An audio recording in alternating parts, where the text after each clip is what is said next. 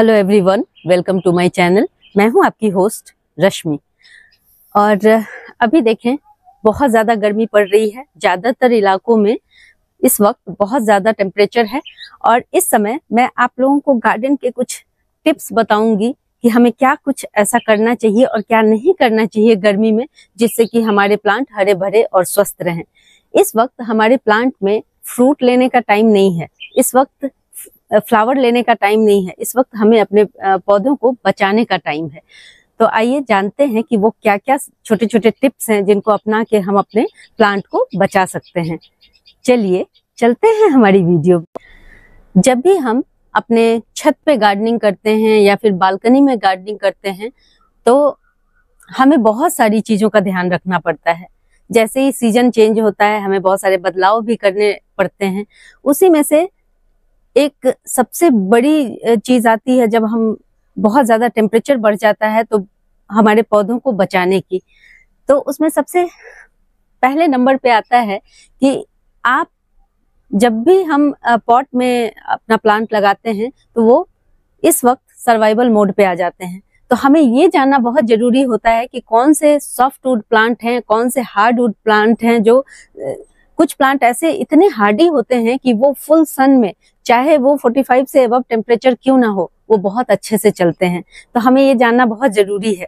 तो उनमें से कुछ प्लांट के मैं उदाहरण के तौर पे नाम लेना चाहूंगी। इसमें आपके जितने भी सिट्रस प्लांट, फ्रूट प्लांट हैं, उनको शेड की जरूरत नहीं पड़ती। जैसे फ्रूट में आपके एप्पल बेर का प्लांट है, उनको शेड की जरूरत नहीं पड़ती। या फिर वो जो भी प्लांट हैं जिनके जो कुछ टाइम पुराने हो चुके हैं, जैसे जिनकी एज 2 से 3 साल हो चुकी है और जिनके स्टेम थोड़े थिक हो चुके हैं, उन्हें आप फुल सन में विदाउट नेट भी रखेंगे तो हल्की फुल्की पत्तियां पीली होंगी, कुछ पत्तियां गिर भी जाएंगी, कुछ ब्राउन हो जाएंगी, लेकिन आपका प्लांट सरवाइव कर जाएगा। लेकिन कुछ, जैसे मैं आप लोगों को दिखाऊंगी अभी कि कुछ प्लांट है, जैसे उदाहरण के तौर पे रबर प्लांट। कभी आपने रबर प्लांट की स्टेम को देखा है? वो सेमी सॉफ्ट होती हैं। इस तरह के जो प्लांट होते हैं वो इतनी गर्मी बर्दाश्त नहीं कर पाते। तो ये धीरे धीरे जानते समझते आपको समझ में आने लगेंगी ये बातें। और तो पहली चीज है लोकेशन। लोकेशन आपको इस तरह का रखना है जिससे कि आपके प्लांट में डायरेक्ट आफ्टरनून की धूप ना लगे। आपको मैं इस दिखाना चाहूंगी। और जो भी बिगिनर्स, शायद पहले भी मैं इस पे वीडियो बना चुकी हूँ, लेकिन जो भी बिगिनर्स, जो नए लोग जुड़े हैं, वो समझ पाएंगे कि किस तरह हमें अपने पौधों की हिफाजत करनी है। तो आप देखें, यहाँ पे ये ईस्ट फेसिंग आपको दिख रहा होगा। मॉर्निंग का टाइम है और सन इस तरफ से सूरज की रोशनी आ रही है। अब देखें, मेरा जो ये एरिया है, ये पूरा एरिया कंटिन्यूअस फुल सन में रहता है। और आप देखेंगे कि यहाँ मैंने एक कतार से बड़े बड़े प्लांट लगा रखे हैं। आपकी चाहे बालकनी हो, चाहे आपका छत हो, आप सबसे पहले ये श्योर करें आपके जितने भी प्लांट हैं उसमें जितने बड़े बड़े प्लांट हैं उनको फ्रंट पे रखें, और उसके बाद जितने छोटे छोटे प्लांट हैं उनको स्टेप में इस तरह से आप रख सकते हैं। तो इनके शेड में हमारे ये प्लांट बहुत अच्छे से ग्रो करते हैं। ये मैंने खुद अपने अनुभवों से इस तरह की छोटी छोटी चीजों को अपना के अपने प्लांट, इतने सालों से, तकरीबन 20 साल हो गए मुझे गार्डनिंग करते हुए, अपने प्लांट को इसी तरह से बचाती आई हूँ। और सेम चीज आप बालकनी में भी अप्लाई कर सकते हैं। और दूसरी चीज है, देखें, मैंने शायद अपने पिछली किसी वीडियो में बताया था कि मैं नेट इस बार नहीं लगाऊंगी, लेकिन देखें इस कदर टेम्परेचर ज्यादा है कि मुझे ये लगाने की नौबत आ गई। मैंने सोचा था कि अपनी वेजिटेबल की बेलों से ही मैं यहाँ पे एक शेड क्रिएट कर लूंगी, लेकिन गमलों में लगे हुए जो वेजिटेबल के वाइन होते हैं वो इतनी जल्दी नहीं बढ़ जाते कि उन्हें इस तरह से चढ़ाया जा सके। लेकिन मैंने ट्राई किया अपने लेवल पे, और उसके बाद जब मैंने देखा कि इसमें गड़बड़ी हो रही है तो फिर मैंने 1-2 दिन पहले ही ये नेट लगाया है। तो आप भी इस तरह कर सकते हैं। और अगर आपके पास ये नेट नहीं है तो आप पुरानी साड़ी का इस्तेमाल कर सकते हैं। अपने पुराने, अगर कम प्लांट हैं तो दुपट्टों का इस्तेमाल कर सकते हैं। बस हमारा मकसद यही है कि ये जो 2 महीने हैं, मई जून, ये 2 महीने बहुत क्रूशियल टाइम होता है पूरे नॉर्थ इंडिया के लिए। तो इस समय हमें अपने पौधों को बचाने के लिए घर में पड़ी हुई छोटी छोटी चीजों का इस्तेमाल करना है और उसी जुगाड़ से हमें अपने पौधों को बचा लेना है, जिसमें बहुत ज्यादा हमें खर्च भी ना करना पड़े और हमारा प्लांट भी सेफ हो जाए। उसके बाद एक और ट्रिक है जो मैं अपनाती हूँ इन गर्मियों में, अगर आपके पास जितने भी खाली बर्तन हो बड़े और या फिर पुरानी बाल्टियां हो, उसमें आप पानी डाल करके इस तरह से जगह जगह जहां भी आपको लगे कि डायरेक्ट सन बहुत ज्यादा हीट है, उस जगह इस तरह पानी की बकेट को आप रखें। इससे क्या होगा, पानी इवेपोरेट होकर के ऐसा क्लाइमेट बना देता है इस जगह की, ऐसे इस तरह का हो जाता है जिससे कि आपके प्लांट झुलसने से बच जाएं। तो ये बहुत कारगर उपाय है। अगर आप बालकनी में हैं, छोटी बालकनी ही है, तो छोटे छोटे भगोनों में ही आप पानी लेकिन हर दिन जरूर रख दिया करें। इससे मेरे यहाँ 2 फायदे हैं। एक तो जो चिड़िया, छोटे मोटे जानवर जो भी आते हैं, उनको पानी पीने को मिल जाता है, और ये जो मेरा एरिया है ये ठंडा रहता है। और अगर आपके पास कुछ इस तरह के बर्तन हैं जिनका सरफेस एरिया बड़ा है, तो और अच्छी बात है, उससे ज्यादा जगह कवर होता है और उतने एरिया में ठंडक बनी रहती है। तो आप देखेंगे यहाँ भी एक बकेट है, वहां भी एक बकेट है, आप देख सकते हैं उसमें भी पानी भरा रहता है। और जहां जहां जरूरत होती है, देखें आप वहां पे मैंने चिड़ियों के लिए भी पानी रख रखा है। तो जगह जगह आप देखेंगे कि इस तरह से मैंने पानी रखा हुआ है। लेकिन इसमें आपको एक चीज ध्यान देने की बहुत जरूरत है कि जो भी इस तरह से पानी आप डालें, उसको डेली आप हटाना है। अगर नहीं हटाएंगे तो इस वक्त मच्छर मक्खियों का भी प्रकोप बहुत ज्यादा हो जाता है। तो हमें जो भी काम करना है साफ सुथरे ढंग से करना है।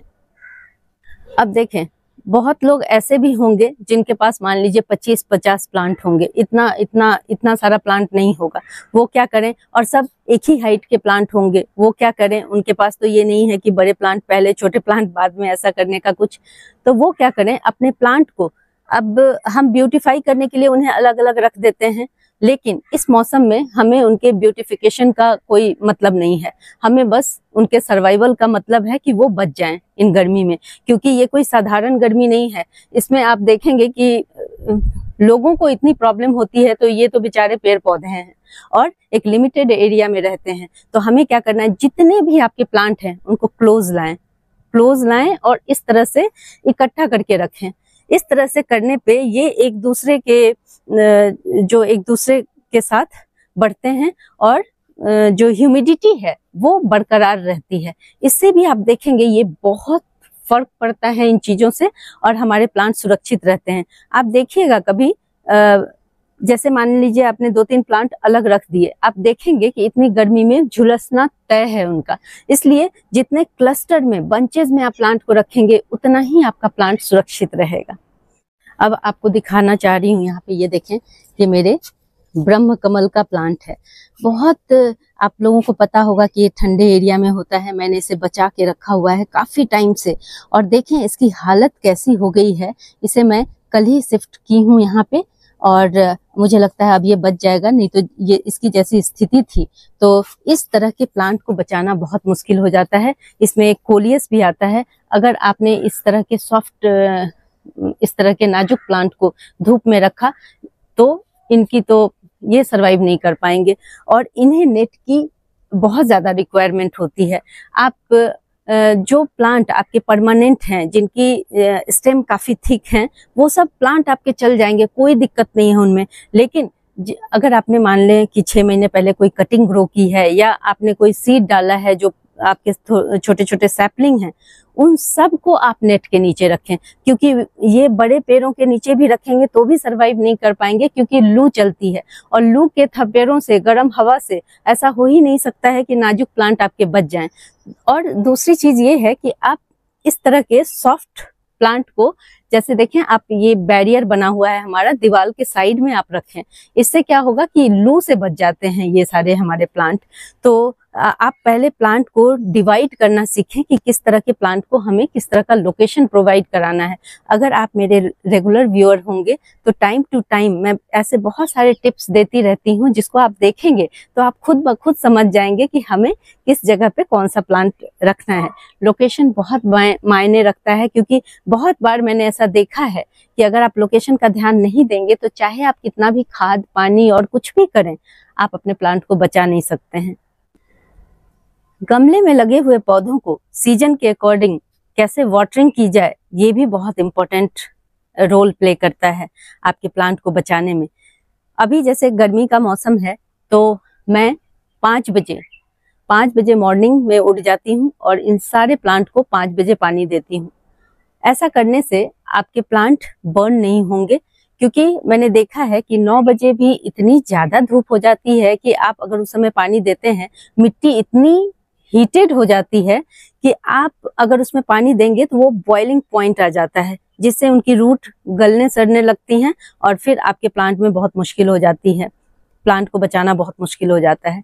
दूसरी चीज है, आपको ओवर वाटरिंग से बचना है, क्योंकि जैसे ही ओवर वाटरिंग होती है, एक तो हमारे प्लांट को ऐसे ही ऑक्सीजन की सप्लाई कम हो जाती है, ऊपर से लगातार पानी रहने से हम सोचते हैं कि हमेशा हमारे प्लांट को पानी से गीला रहना चाहिए, लेकिन जब ऑक्सीजन की सप्लाई रुक जाएगी उसमें, तो ऑटोमेटिकली आपका प्लांट मर जाएगा। तो हमें इस बात का ध्यान रखना है कि मॉइस्चर मेंटेन रहे, ओवर वाटरिंग इस समय बिल्कुल ना होने दें। इसके बाद जो आता है वो है कि इस वक्त आपके चाहे प्लांट कितने भी बड़े हों, कुछ भी हो गया हो, अगर वो शेप में ना भी हो, तो भी आपको उसकी प्रूनिंग नहीं करनी है। अगर इस समय प्रून करेंगे तो डाई बैक होना तय है और उसके बाद आपका प्लांट सर्वाइव नहीं कर पाएगा। दूसरा है ओवर फर्टिलाइज। ओवर फर्टिलाइज क्या, मैं तो कहती हूँ कि 1-2 महीने आप अपने प्लांट को बिल्कुल भी फर्टिलाइज ना करें, क्योंकि और अगर आप केमिकल करते हैं गमलों में तो बिल्कुल इस बात का ध्यान रखें, क्योंकि केमिकल तो पौधों को जलाते ही जलाते हैं। अगर आप ऑर्गेनिक भी सॉलिड फर्टिलाइजर डालते हैं, चाहे वो वर्मी कंपोस्ट हो या गोबर की खाद हो, तो आप समझ लें कि आप पौधे को नुकसान पहुंचा रहे हैं। मैं कुछ ठंडी खाद बनाती हूँ, लिक्विड खाद, जो मैं आगे आने वाली वीडियोज में आप लोगों को दिखाऊंगी कि वो आप थोड़ा बहुत अपने प्लांट में डाल सकते हैं।